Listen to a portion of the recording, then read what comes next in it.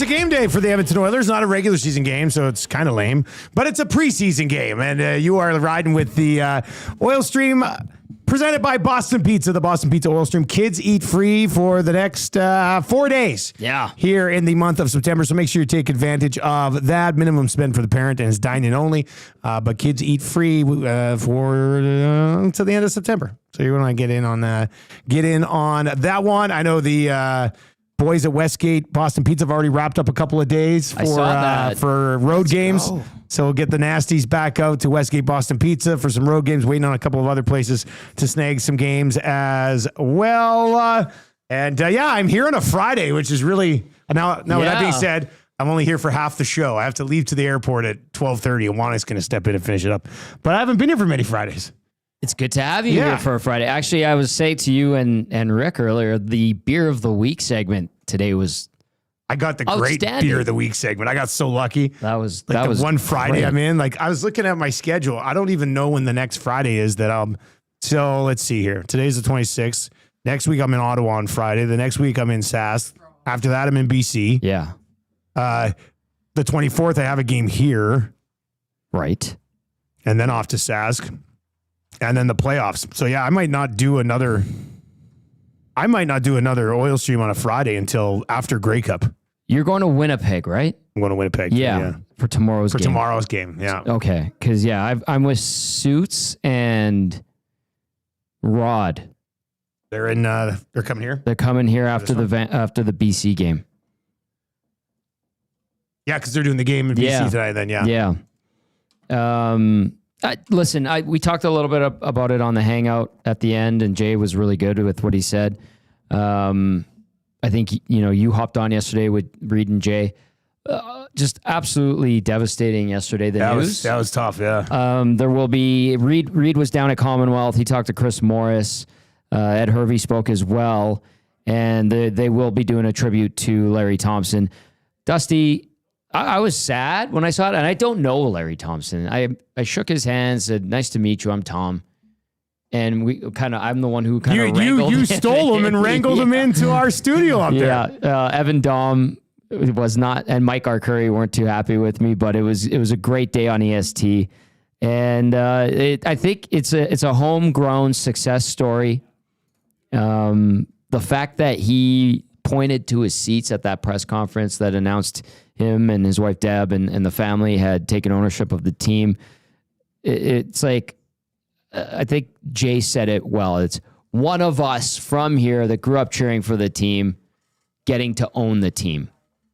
So I think it's so sad, and it's too bad that he won't be able to see all the hard work, the literal money that is going into reestablishing this franchise as one of the better ones in the CFL. Unfortunately, he won't have a chance to be there for it, and just really sad. And it seemed like a likable owner, even though he didn't really do interviews or anything like that. But when you saw him, and everyone that you heard that knew him, just like, oh yeah, Larry, nice guy. I chatted with him after Labor Day game down in Calgary last year. They were happy; they just won. I introduced him to Suits, and we had a good sort of chat.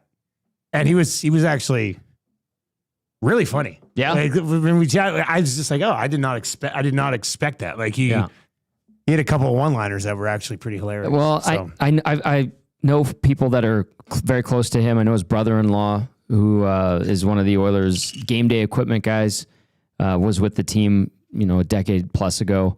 And then another like family friend, and they would show pictures of his place in Scottsdale and the cars and this and the toys, and they're like, yeah, he just likes to sit in his shop, show off his cars, and drink beer and talk about sports. That's pretty good. I'm like, wow, that's pretty. I'd like to do that. Yeah, that does sound pretty good, doesn't it? Yeah. Anyway, I just want to send out condolences to the family and to the Elks, and I think a lot of people got behind Larry Thompson and the Thompson family taking over the team, and different than the owner of the hockey team in a lot of ways. You think so? I think so. Kind of got that vibe too. Yeah, I don't feel like Larry Thompson would be sending private jets to pick up movie stars just to hang out with them. Are you sure? I call it a hunch. Oh, well. I just awful news yesterday, and hopefully, in whatever way it can, helps the Elks in their last few games to try to run the table and salvage something this year. Well said, Tommy. It is the Oil Stream. You can text us anytime, 780-218-9999. We're coming at you in the Popeyes Louisiana Kitchen studio today. Let's get those text messages flying in here on the Oil Stream today. Preseason lineup, the roster, we're going to get into that. Popeyes Louisiana Kitchen studio. Popeyes starting on Monday, locally here. 3-piece bone-in chicken. Okay. $8. That's a hell of a deal. Yeah, it's a very good deal. So 3 pieces of their classic bone-in chicken, just $8 at all Popeyes locations. So Furby, who runs all the Popeyes, he's very excited about this. And they're not like little pieces of chicken. They're the 3-piece, like the bone-in 3-piece chicken, 3-piece box for just $8, starting on Monday at all Popeyes locations. Delicious. It does sound nice, doesn't it? I'm such a big. I love the classic chicken sandwich with the spicy mayo and then the mac and cheese on the side with the cherry cola. That's my go-to. The chicken dippers I'd like to try. But Popeyes, I met Eddie, who's Furby's business partner. Yeah, Eddie, he's really a nice too. guy. Yeah, he's a beauty too. Jared, who was in here with the Hot Ones cross promotion that they had, and you and Rick were coughing and sneezing, and a couple of them are pretty hot. Jared, I've known for like 20 years. A good friend of mine. His dad owned, GM'd, and coached my old junior team. The Edmonton Red Wings. Yeah, Wally Course. He's a wild man. Obviously, congratulations to Wally and his lovely new wife, Marie. They got married last weekend. I want to send a shout out. But it was when I heard Jared from Popeyes was coming on, I didn't put 2 and 2 together till I heard him talk. And I was like, I know him. That's my buddy. So it was like worlds colliding. It was weird. After we finished, he's like, I know Tom for a long time. Hell yeah. I'm gonna hang around. I was like, okay, sure. I have a great story to tell you about him in Mexico when we went to Cancun together. Tell me on the air. Nope, not appropriate because there's photo evidence too. What happens in Mexico stays in Mexico, but definitely doesn't get out on the Oil Stream. That's right. So yeah, that's a thing. Yeah. Connor Ingram has cleared waivers. I know there were some people who were thinking maybe the Edmonton Oilers should claim Connor Ingram. I said this morning on our show, his numbers are nothing to write home about. Yeah. And somebody called me out on Twitter for it, saying you should look at his goals save above expected. It's actually pretty good. I said, well, I looked at his goals against average, which was just over 3 for his career. I'm not surprised that nobody claimed him. I don't know if there's this big push online now. How do the Oilers not claim Connor Ingram? But he has cleared waivers. I like how you responded to that text. I think you said, I'm sorry. I'm paraphrasing, but you're like, you're right. Goals expected. They should get him. I was being nice. I thought that was a perfect reply. I stand by this, and listen, it's to each their own. And I know a lot of people, especially the ones that are fond of analytics and deep analytics, really are into the. I'm sure they'll be furious right now. And this and that. I think James is someone who always comes after me in the nasty chat whenever I bring this up. The expected and all that. I take that and I throw it out into a big heaping pile of trash because to me, those stats are worthless. In my opinion, others see it differently. I'm also terrible at math. So that's why. I think there's enough simpler stats that can tell you if a goalie is good or not, if he's had a bad year or not. And I think you have to also look at the team's defensive performance in front of them. I'm not surprised Connor Ingram didn't get picked up by the Oilers. I'll just say that.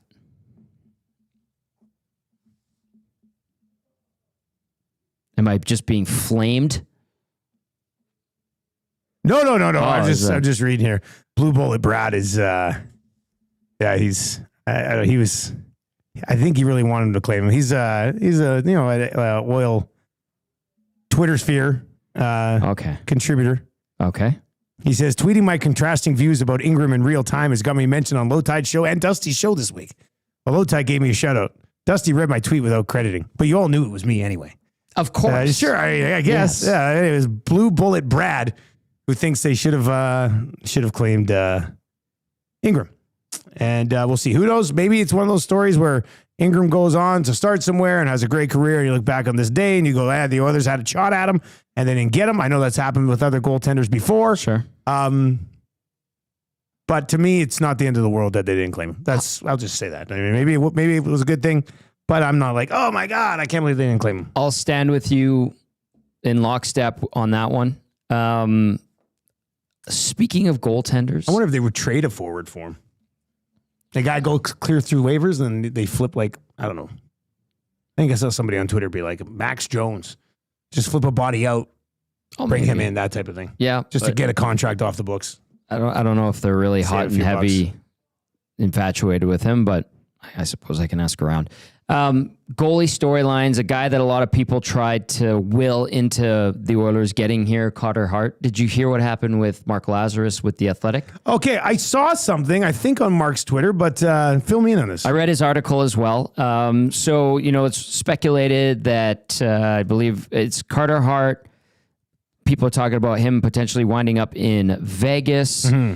I think there was some talk about Carolina, and then was it Mikey McLeod that they're also talking about Carolina potentially? And so The Athletic sent out reporters to both Carolina and Vegas.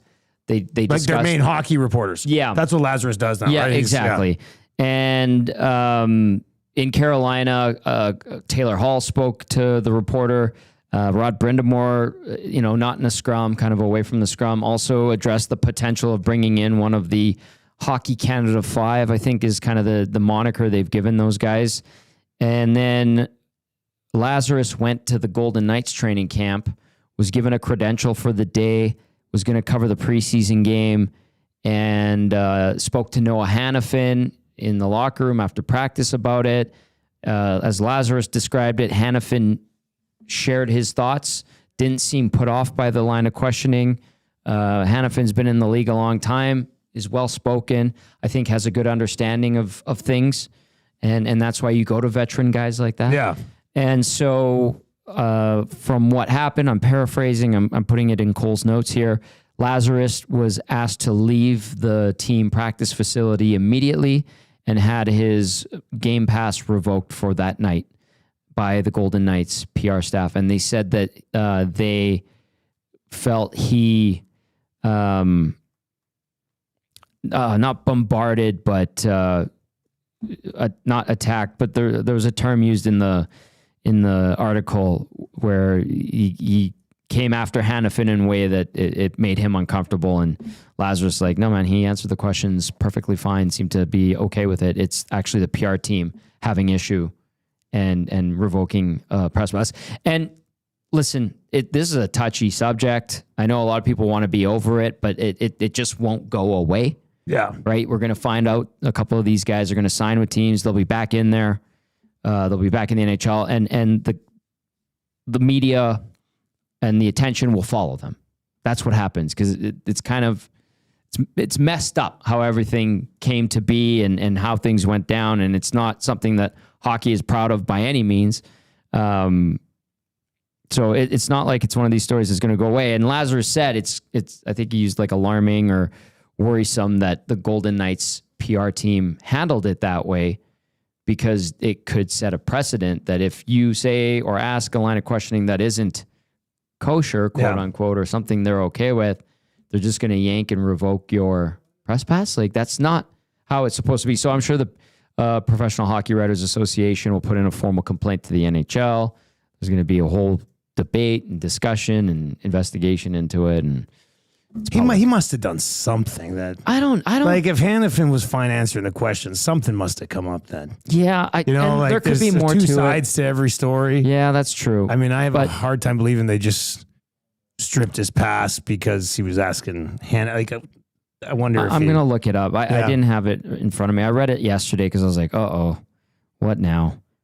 I understand. Like it's not a subject that you want to really talk a lot about, but it needs to be discussed. All right, I'm looking. I've got the article. Like if you're the organization that brings one of those guys in, you're gonna have to deal with this type of stuff. Yeah, like exactly. If you're rumored to, it's just that's why it's called coming with baggage. Exactly. And I would hope that it's not something that starts getting people having their. I don't know. It seems a little weird to me. The whole thing. Yeah, I'm reading it now. Ambushed was the term that was used to describe the way Lazarus discussed with now Hanifin situation. Did Hanifin get a heads up that Lazarus was there going to be talking about this? See, here, let's Hanifin could have been a good dude and was just like, hey, I'll answer your questions and go to the media guy after and be like, I didn't know the whole thing was going to be about that. You know, like that is true. And so usually, and I feel like, well, Mark Lazarus has been around a long time. He's a good writer, right? He's not afraid to talk about the ugly side of the game. I mean, he was the one covering the Chicago situation. Yeah. Right. Lazarus, I think, is based out of Chicago still. He was originally a Chicago guy. Yeah. And what you want to do, because it isn't an overly fun subject to discuss, is you want to give some heads up. And you want to be like, okay, here's my assignment. I have to do it. This is the rumor. Can we discuss this with one or two of your players? And it sounds like, by all accounts, the Canes, the way they handled it and everything on that side was good. They talked about it, and they're the ones considering Mikey McLeod. Whereas the Golden Knights feel they were ambushed and revoked the press pass.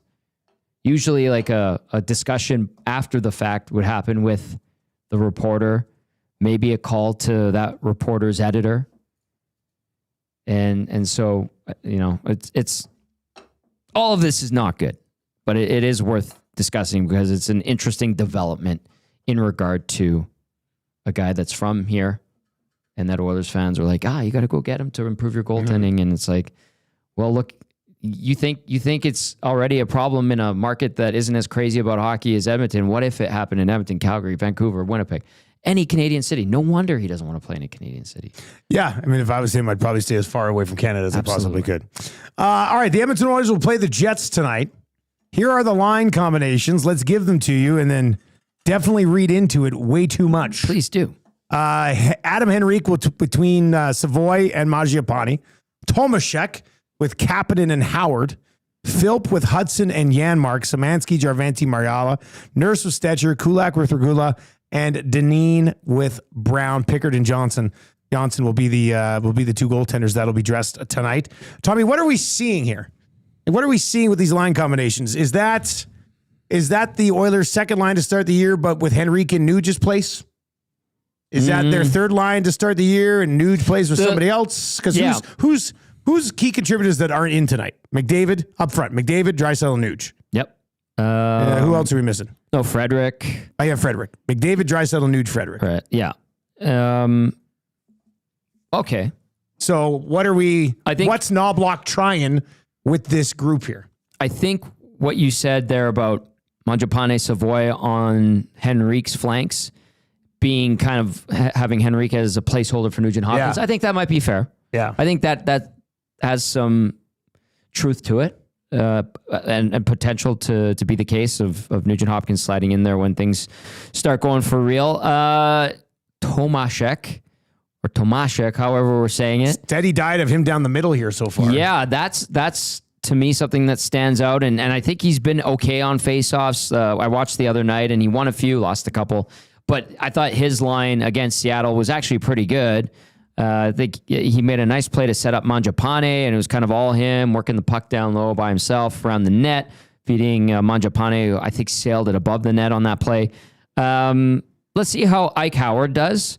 Kapanen, to me, he's the honeydew of the fruit tray. Just filler.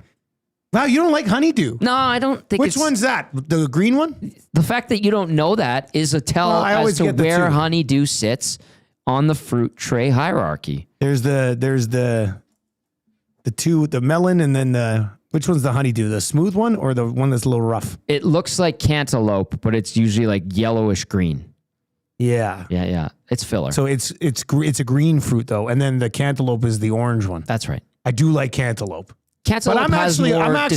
Flavor. I'm actually okay with honeydew. The honeydew. Yeah. Listen, it's not going to give you bitter beer face. No. But you're not going to be like, I didn't know that you had a grudge against honeydew. It's no grudge. It's just years. the truth. It's a little bit of a grudge. Let's look at the fruit tray. I mean, pineapple number one. I don't touch the pineapple anyway. Oh, so good. Watermelon if it's on Mango's there. my number one. Mango's good. Is that, not mango. What did we say Cantaloupe. Cantaloupe. Cantaloupe. Really? Cantaloupe. Cantaloupe. I can. The orange take it one, away. whatever the orange one is. I like That's the orange one. cantaloupe. Yeah, cantaloupe. Yeah. Grapes, phenomenal. Of course. You know, Trev doesn't strawberries. even think I could eat 200 grapes during one morning show. 3 hours. That's a lot of grapes. But There's not much to a grape. You are a big guy. There's not much to a grape, right? And Like yeah. It is regular size grape. in 3 hours. I think you could do it, but you can't eat anything else. I wouldn't. We usually, I mean, You'd the have outside will have water. little, yeah. Well, this, I see you're trying to do coffee a little bit. I could do it. You know what? I would put money on you doing it. It'd be close. I'm not going to blow past it. I'm not going to get it done in 2 hours, Yeah. but I think I could do it. It's But like man, the I can't believe you Centurion. said pineapple's number one. I love pineapple. Damn, It's good stuff. that's a tough one. That's good stuff. Anyway, so to me, Kapanen's the honeydew of the fruit tray when it comes to the Oilers lineup. And listen, he's a veteran NHL player. He's had some good moments. I acknowledge that. He'll probably slide up and down the lineup this year. Philp, Janmark, and Hudson. I'm curious how Philp does. I'd like to see him push to make the team, and I think that would be a tremendous story. You know, he played for the Golden Bears at one point in his hockey career. Who did? I think Noah Philp did, if I'm not mistaken. I don't think that's been confirmed in the market yet. We'll have to look into that further, but I think it happened. Janmark, again, he's the cantaloupe of the fruit tray. Oh my God. If you just keep referencing fruit trays here, I'm going to lose it. They're so good. Szymanski, Mariella, Yarventi. That line, I'm just curious to see. Like this is the restocking of the shelves with these guys. Yarventi coming back. He obviously blew up his knee a couple of years ago with the Sens. Szymanski, they went out and signed the young German, big guy. And then Mariella is just kind of curious, like, what is this guy? Well, tell me more. Let's see what he can do. That's going to be an interesting line. We'll see. I feel like we'll probably see the 4 lines rolled through pretty consistently. There's Stetcher. Okay. Kulak, Regula. Let's keep an eye on splash of Regula. Coke.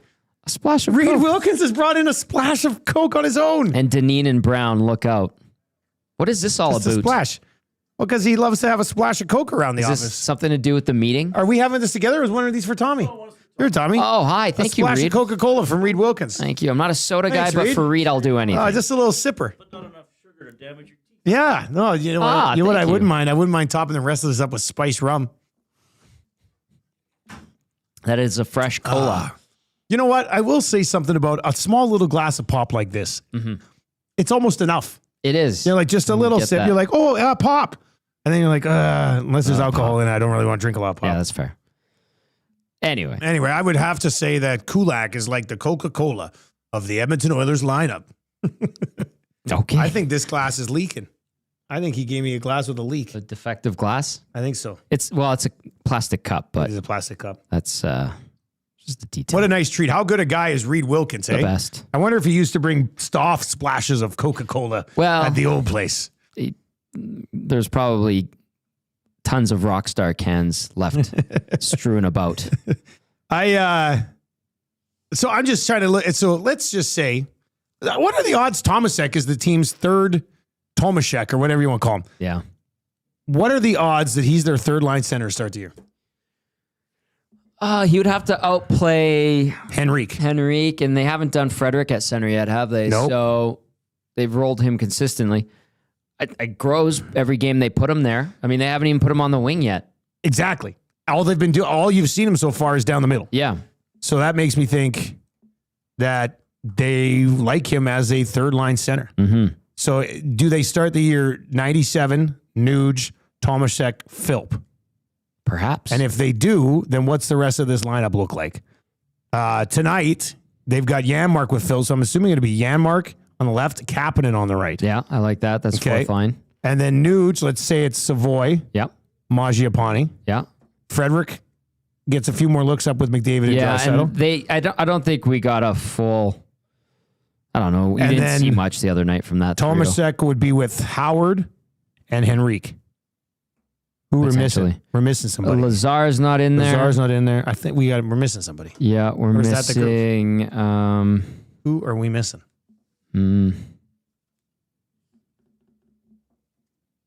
Who are we missing in this? Not Max Jones. No, maybe we aren't missing anybody. Someone who's a left winger. Howard Mangiapane.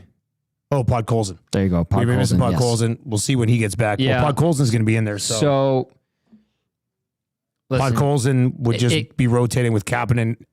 And like if Draisaitl's up here with McDavid, the whole Podkolzin loves playing with Draisaitl thing is kind of out the window for a little bit. Yeah. And then I would guess I guess what I've been penciling earlier, Philp was out of the lineup. Janmark was centering Podkolzin and Kapanen. That could happen too. Right, that could be it. Yeah. Or they do slide Tomasek over to the wing and Tomasek's really kind of throwing a wrench into my preseason pre-line, like the pre-lines. We still got time. Things can change. Also, awful news about Vasily Podkolzin's father. Yeah, too. that sucks. Super sad. Yeah. Just condolences to him and the family. After as well. such a great time to celebrate a new deal and everything. And that's awful. That's a awful news. So, yeah. All of this, though, Dusty, like just the fact that Tomasek's playing center again, I think is a bit of a tell. That would probably be the biggest thing I read out of these lines for tonight's game. Yeah. Like, because what else? I mean, I guess I also look into Savoy and Mangiapane being together. Let's see how those guys look together. I think that's where Nuge would slot in. Yeah. Yeah, and then Tomashek, Kapanen, and Howard. That's important game for Tomashek and Howard, but are they together to start the year? Who knows? I'd find it a little weird if Howard as a rookie starts the year next to a guy who, he's more experienced as a pro, but also has no NHL experience. Exactly. That doesn't really add up to me. That's why I'm still thinking back to when Knobloch said the plan right now is to start McDavid and Draisaitl together. I still kind of don't believe it. Really? Yeah.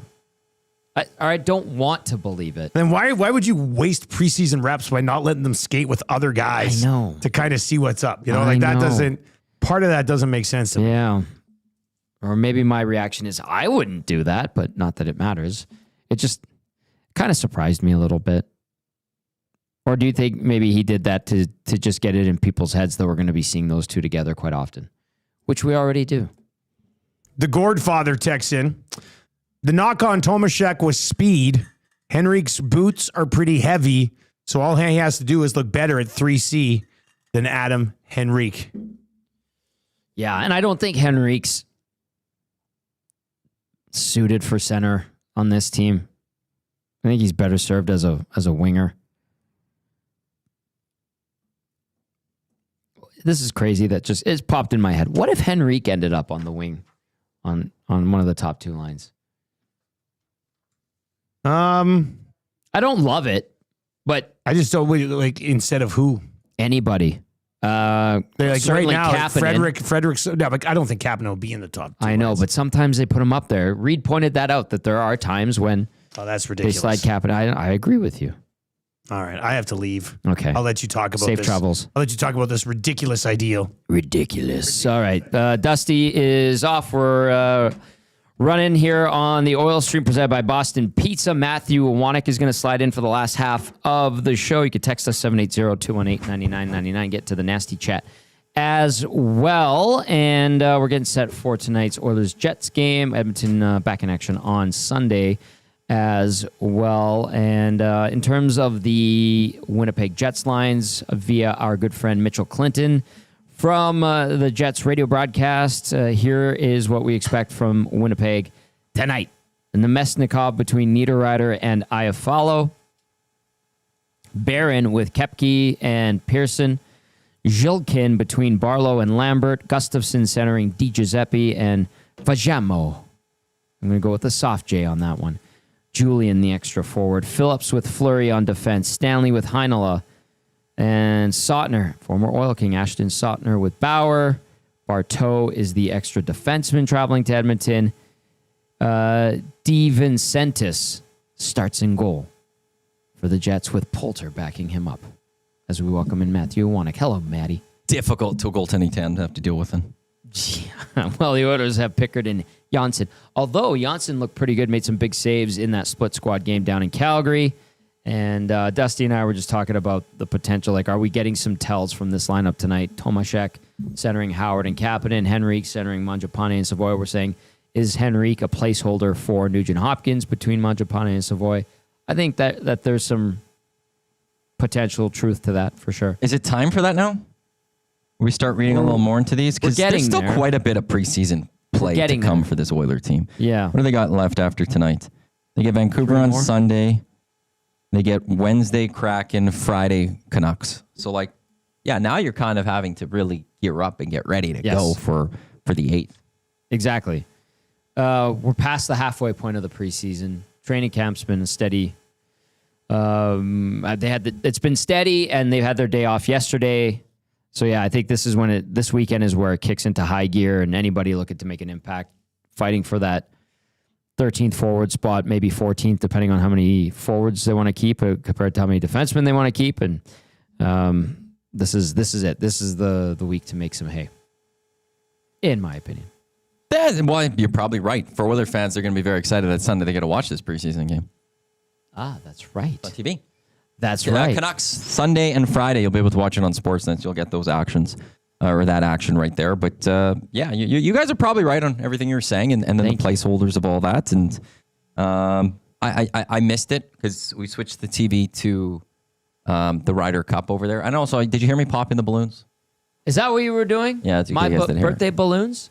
They've been here for a few extra days. I don't know if you're going to take them. I'm sorry. Heartbroken. No, I what am I popped going to them. do with them? Well, I don't know. I guess I should have asked you. Yeah, no, I was popping those. Apparently, Trev, he was very unnerved by it. I was like, hey, I'm popping these balloons, and he didn't like it. It was bothering him. If there's anybody in this station that would be put off by balloon popping or something weird like that, I'd put heavy odds on a guy like Trev. I was actually just surprised by that. But Connor Ingham, did you guys, obviously you guys discussed. We talked a bit about it. Are you surprised the Oilers didn't grab him? No, I'm not. No, really? Yeah. I think, I don't know, man. There are people talking about the goals expected or saves expected over whatever. And it's I think you're kind of grasping at straws if that's the stat you're pointing to validate trying to go get him. I guess just have another guy in the minor. Well, if you actually, one of the better things to do would be to trade for him right now, if anything, because then you could put him right in the minors. Right. You don't have to deal with it. If on waivers, he'd have to be here. Exactly. You could, but if there's a deal to be worked with Utah where you could send some sort of pick over or something, you could just grab him. If they were willing to lose him for free, maybe they'll willing to lose him for a 5th or something. Perhaps. But the other thing too is if he slides his way through waivers, is that not a tell of where other teams perceive him to be? Potentially. The other part though is on our September 26th, most teams would just feel like they know what they have with their goaltending, and it's how do you move out a contract when it comes to your goaltending. Right. It's a little more difficult maybe to do that. You can't, you only have the 2 guys on your roster as opposed to if you grab a forward, hey, well, I could send this forward down or this forward down or this defender down. There's so many more options to go about to fit that player in your roster. You go pick up Ingram, you then have to be okay, what are we doing with our backup goalie? Or what do because no one's going to change their starter for him. What do we do with our backup goalie? Can we move him down to the minors and keep Ingram here? And that's why maybe a lot of teams pass, because then you're hoping, well, maybe now they can go make a trade because he's in could go to the American Hockey League, and you could go do that. Just quickly, Zedmo, Nuge for a goalie by Christmas. Why is Nuge doing that? Yeah. It's not why the Oilers would do it. Why would Nuge do that? Yeah. He's not leaving this. He's kind of a useful player, too. There's that. There's that, too. Yeah. But the fact of the matter is that Ryan Nugent-Hopkins has a no-move clause. And why would you leave this Edmonton Oilers team right now? I don't think you would. Unless you're Connor McDavid, apparently. Just kidding. I'm going to have fun with those jokes until he sides. I'm not going to lie. They're just easy things to slide in. You've been on the show for 5 minutes, and you've already come out guns a-blaze, and you pop my balloons. Yeah. You make fun of Trev. You stir I didn't the make pot fun of with Trev. the I just brought up the fact that he was nerved. You called him a weirdo. I'm kidding. You're getting going. This is your first on-air of the day. Yeah, it's been weird this week. Yeah. I'm used to for a long time. I wouldn't go on air till noon though. I would get in and get on at noon. This 1 o'clock is weird to me. This week it's been weird to me that it's 1 o'clock. I've been jumping on there. It's just not something I've ever been used to. I've never been on later than noon and stuff. So, but I've been accomplishing a lot during the day. So it's been lovely. And now very efficient with your emails. Thank you. Have I sent a lot? No, I just like to Okay, say just that. making sure. Because I don't you feel like I do have talk sent some of about those. I did send one big email. how good you are at emailing, and you are. I do give you credit for that. Well, I just want to make sure if everything needs to be outlined. So if anyone says I didn't get that, I'd be like, well, it's in your email. Go check it. Which happens for a little bit there. But no, Yeah. I'm excited for next week to be done, and then regular season could start. Which I said to you in our lobby today, it's the start of 82 game preseason. Yeah, and programming note, I think it's good to get it out there because we always usually have a plan in place for when the Oil Stream pre and post game show gets going. It's just going to be game one of the season. Yeah. It's an 82 game preseason coming. That's right. We don't need to do preseason. That's right. Although there were people that asked us to do the Flames Oilers rookie game, which I was very surprised to hear. And to anyone that's interested in those, all power to you. All power to you. That's wonderful. It's just, from my perspective of this, really, what could we discuss out of like tonight's game that is that important, that actually is going to matter for October 8th against the Flames? That's a good point. And if you look at the players that have had great preseasons over the last number of years, how many have actually translated completely that we've talked about at such a like, oh my God, look at this guy, that has actually translated come regular season? Like, and a lot of the names that I will go to is the Perlini. Yeah. Ty Ratty came up yesterday. Patrick Thorson. Yes. Magnus PRV Svensson, although he got a concussion. Mm-hmm. He just wasn't the same after that concussion. It was Tony Lander. Those guys, they come up and we talk. Kyler Yamamoto had a great preseason. He did. And the Oilers kept him. And then he struggled. And they went, okay, we're going to have to send you back to the dub because it's just not going here. Correct. Leon was a guy that went down to the dub after 40-some games. Yes. What did he play? Went The to 29 or 39, Yeah. right at the cusp of the limit. Then they sent him back, and he had been traded to Kelowna. So it's just one of those that I like, both good and bad. When it comes to bad play, I'm not projecting that for the regular season. If it comes to good play, these players you're going up against, for the most part, aren't the main players of an NHL season that are playing at their hardest right now. Yeah. So it's just hard for me to fully buy into anything that's going on with the preseason. C-Run saying Robbie Shrimp. Did Robbie Shrimp have a good preseason? I just know he was highly touted. I don't remember the preseason stuff. I don't know if he had great preseasons. He had a lot of clout and excitement around him. And remember, he was like, when viral videos were just becoming a thing, you would see his shootout moves, and it didn't work out. I'm not gonna. I was told some stories about his training habits that might have been indicative of why he didn't last that long in the NHL with the Oilers. This one says, get to the real story. Who claimed Xavier Bourgault? I would assume nobody. If they did, I'd be very surprised. Maddie, do we have the answer? Because he was put on waivers by the Senators. Yeah, I'm just trying to see who would have that. Media would.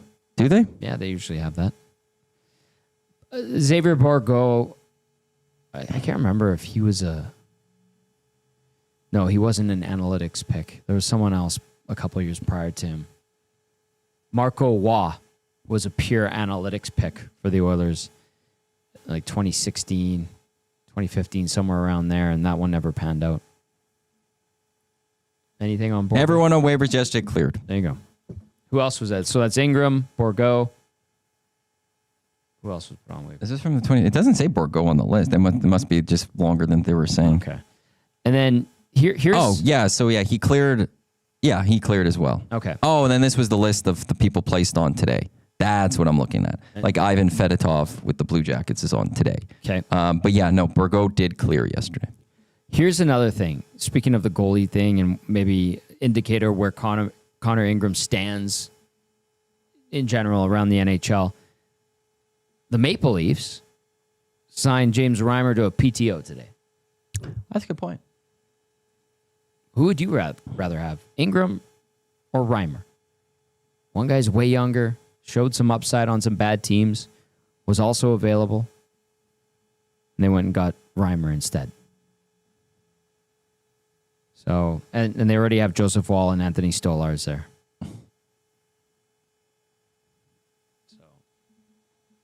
And then also, I think there's a note here. Leafs are in need of some goalie help after Joseph Wall is away from the team to deal with a personal family matter.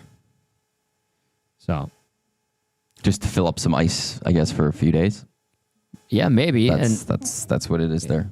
So, to me, that's a bit of a tell. Yeah, that's fair. That's a great way to look at it as well. To Rip City Step, Iwanyk doesn't care about the regular season. Iwanyk hates preseason more than Tommy hates Thomasek. I know Tommy doesn't hate Thomasek. I do hate preseason. I though will fully I hate and I don't care what sport it is. I hate preseason. Spring training's great. Spring training's awesome for those first couple days because it's like spring's almost here. Yep. Like for us here, look at that sun of Florida or Arizona. That's great. And then I'm bored of it. The preseason sucks, in my mind. Just get me to the real stuff. Get me to when it means 2 points. But then also the regular season. It's just from an Oilers perspective. I've said it for a number of years. Last year, this year, they're going to be in the playoffs. I have zero worry about that. I have zero worry. So now it's how are they best getting their roster prepared in terms of movement to get ready for the playoff? What trades are going to need to be done? Where's the and this season is now just completely opened up with the Barkovs. Yes. Barkov likely out for the season, needs knee surgery. It sounds like innocuous fall that did some damage yesterday at practice in Florida. And non-contact injuries are usually some of the worst ones when you're being carried off or helped off. Yeah. Well, they had to send the trainers out to literally carry him off. Which is and this year with the new rules, because they're now in place this year where you can't use that. You can't just load up on your team necessarily. No matter what, even if the Panthers go try to trade at the deadline for players to help fill out Barkov, you don't replace Barkov. No. You just don't. No. And Panthers, as much as everyone wants to call him this beast and this monster that is perfectly built to go win another Stanley Cup, this may be the shot in their armor that costs them. That's fair. It's opened up again. Loss. This has opened up quite a bit again, I think, in terms of who's going to go win the Stanley Cup. I don't think it's just that simple to say Florida. Yeah. No, I know what you're saying, and I'm with you on that as well. Just really quickly, we were talking a little bit about it on the Hangout when we found out the news. Jay brought it up. This came to me via Big Uke. Thank you, Big Uke, for sending this to me. It's Puckpedia on clarifying things with Barkov. It says, if Barkov might return this year, Panthers can exceed the cap by up to $3.8 million for his injury. If he's medically declared out for the full regular season and playoffs, they can exceed the cap by his full $10 million, and then he's ineligible to play this season or the playoffs. Because I know there's the new rules kicking in this year in the postseason, and a little bit of ambiguity there when it comes to how does that all work. So it's been clarified by the crew at Puckpedia, which has done a tremendous job covering this stuff. Yeah, and the thing with that is, if he's going to come back for playoffs, you could go try to replace him, but your roster now on that game in the playoff has to be cap compliant. The roster you field that game has to be cap compliant for the playoffs now. So if out for the season is just regular season and maybe back for playoffs, they could go replace him, but those guys that are replacing him will have to come out of the lineup when he comes in because you got to find a way to get $10 million out of your lineup to put him back in. That's right. And there's no more. I think if I recall it all correctly, it's not even a prorated salary. So if you go trade for someone at the deadline and they carry a $4 million cap hit, but you're prorated for your regular season cap, it's only let's just go 25% of the season's left, $1 million. Yep. For the playoff roster, it's $4 million. Yes. So that's where it's. They could go replace him, but one, if you're trying to replace, you're not replacing Barkov come playout. It just who he is, it's going to be hard to replace it. You don't find the Barkovs out there, but if he is coming back, it changes what you can go do in terms of filling things out. But even if he does come back, coming off a pretty significant injury, and we know use Connor Brown as an example, the full knee. You get an ACL, MCL. When you get that redone, it's like a calendar year, and even when you come back, those guys don't quote unquote feel right for some time. So that is a devastating injury. Obviously, awful news. I know when it comes to the competitive side of things, and you eye up your opposition, and you're looking at it from an Oilers standpoint. If Edmonton were to make a run to the Cup final again, and you look at the Florida Panthers, it's like all of a sudden they're without their captain. Plus, Tkachuk's out. It's expected till December. So those are two massive pieces that are going to miss significant time for the Florida Panthers. Yikes. They've had such a good run. Yeah, and this is the opening, I think. Correct. Like, if they can find a way to get back to the Cup final, then I would have a lot of hope that they're going to go do it again because they found a way to win 3 rounds again. But I think they're open for somebody in the East to knock them off this year. If you don't have Barkov. Yeah. There's going to be some other injuries that possibly come up. That happens for most teams. And they're just not going to be able to load up at the deadline. And that's going to be the thing forever. Like the Oilers, it's going to be fascinating to see what they try to do at the deadline because, again, you can't just exceed the cap. It does change it. Yeah. Like last year with Evander Kane coming in the playoffs, that messed with things. They wouldn't be able to have done that this year. Correct. So it's fascinating to see just how things will go about, how they go handle building their roster for the playoffs. Which also for the West opens things up, I think, for others. Fair. It's also funny to see some of the texts that have come in and been like, oh, when is Crosby traded to the Panthers? When does Malkin get traded to the Panthers? Haha. We'll see. I really don't think Crosby's going anywhere. It doesn't sound like he wants to. And if he is, you got to think, we don't know Crosby, obviously, but it's... No. What would he want? To leave Pittsburgh, what would it have to be for? And it'd be legacy to me. Yeah. So going to Florida just to chase a cup, which you have, isn't legacy. No, They've done it. Yeah. That's why I don't really comprehend, unless people are just doing it to troll, like, oh, when's he going to Colorado? And why wouldn't he go to Colorado? It's like he's won 3 Stanley Cups. But that one is his buddy, Nathan McKinnon's there. Is it that important of a relationship that you want to go to Colorado and kind of tarnish your legacy with the Pens? It would make more sense if McKinnon didn't have one. Yeah. Help him go take McKinnon and win that Stanley Cup. Yeah. But McKinnon's got one. I don't think Florida here. I think if there was a hypothetical, and if we created a power rankings of where Crosby should go or would want to go, I think the Edmonton Oilers would have to be high up on that list too. Because if you're looking for the resume builder, right, which to just add on to his resume, helping bring a cup back to Canada, that's the thing. That would be interesting. That would be the thing. You're the captain. You're Captain Canada right now. You join McDavid, but you help bring the cup back to Canada. That's how you go out. You end the drought since '93. There's nothing else left to do. Noble. And there's not many places in Canada you'd want to go to get that done. That's close right now. Right now, it'd be Edmonton. It'd be Toronto. Yeah, but just there's always that connection with the Habs and playing in the queue that Toronto just wouldn't make sense. Yeah. Okay, one other thing, and then I want to get your thoughts. We kind of talked about it earlier on something that happened in Vegas. But on a good news story, Marc-Andre Fleury back in his yellow pads at Penguins morning skate. He signed like a PTO with the Pens, and he's going to play one last game with them. And he took a picture with Letang, Crosby, and Malkin. I love it. There was a clip of him making a huge pad stack save on Crosby. The puck fluttered in the air, and then Crosby tapped it in, but people were like applauding the double pad stack instead. So that's a good news story goalie-wise. And then I'm curious to get your thoughts because you observe media, how things go a lot more thoroughly than a lot of people. You deal with not the intricacies, but like the minutia and the stuff, like the stuff that needs to be credentials, all that. So did you see what happened to Mark Lazarus?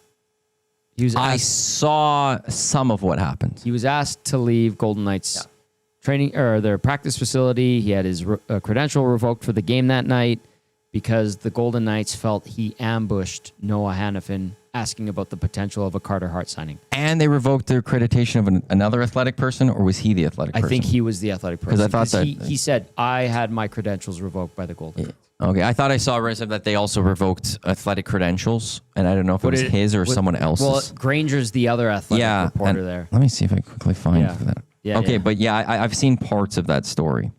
And I know, talking to Jesse, like he's told me some stories about dealing with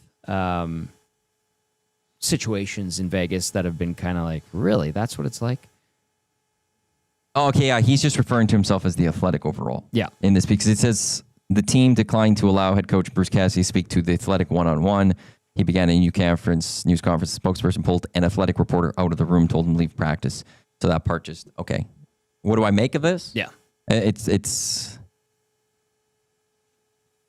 guess part of this is I haven't been in the room enough, but I find it's almost fair game to ask almost anything when it's a non-game day, in a sense. Like that people wander that room. Like you ask players, when Ohtani and Trout happened. I remember McDavid was asked about that. Right. You ask these players in these situations in the practices, that's where you ask. It's fair game to ask a lot of different things related to, sports, in a sense. You're not going to ask, hey, what's your thoughts on lunch type thing. That's fair game, and that's always been fair game. And when there's rumblings of the team possibly signing Carter Hart, that's something this team's going to have to answer for. Right. If you're looking at signing, these questions are going to be asked. And unless you stand up in front of it as ownership GM, your players are going to be and coaches are going to be the ones asked. And if you don't like it, don't sign the player then, in a way. Because you have to know that this is coming. These are fair questions to be asked. While a jury found them not guilty, it's always the public opinion is different. Where we saw the facts, we saw things. Yeah. Now it's beyond a reasonable doubt for a conviction, which is our system, which is right to me. But we all could have read a lot of those things, and some of the things that happened that night were not good. Just outright, they were not good. And Brett Holden, there was a part where he wasn't. I know the prosecution was trying to get him something of his to be included in the trial, and the judge wouldn't let it. Had that been included, it would have changed the trial, I believe, a little bit. Things aren't good. So if you're going to sign one of these guys and make them one of your employees, you guys are going to have to answer for that. Don't run from this. Don't run from this. Own it. You want to sign Carter Hart? Own it. And don't pull credentials. If it was after a game, different story. Right. If he had gone crack and lose 3-2 or whatever in preseason, you go in there and you ask him about this, that's a different story. I could understand, but you're ambushing him right now. He just played a hockey game. Before, in just a room, no. I think one of the lines, there was a comment in regard to this article in The Athletic, and it says, because you're acquitted doesn't mean you're innocent. Yes. Ask OJ. Is OJ Simpson? What's the thing with OJ that we all say? Now, he was eventually found guilty in civic court. Yeah. The one thing I'll say about these guys, these 5 individuals from the case, Hockey Canada chose to settle with her. Correct. If they didn't think anything was wrong, they would not have settled. There was a settlement that happened prior to. So there was something that that Hockey Canada, everyone, you want to know something, this wasn't the best.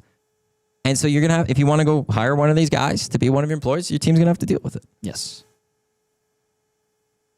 You can't ask questions, this text says, about Carter Hart. Don't you know, Tommy, what happens in Vegas stays in Vegas? I see the cheeky side of that, but it didn't happen in Vegas. And the Hurricanes, I think the Hurricanes handled it diligently. They spoke to The Athletic. They went aside and they recognized that there's discussion about them signing one of the players, and they talked about it. Taylor Hall spoke about it. Jordan Stahl talked about it. Jordan Stahl pointed out when he got arrested when he was 18 at his brother Eric's bachelor party. And honestly, one of the things the sooner you talk about it, if you bring the player in, your players can be like, we've already talked about this. Yes. That's their default. You've already discussed it. Been addressed. That, okay, everyone's going to want to talk to Carter Hart and they'll go that way. But everyone else, it's like, we've got this. We've done it. Yep.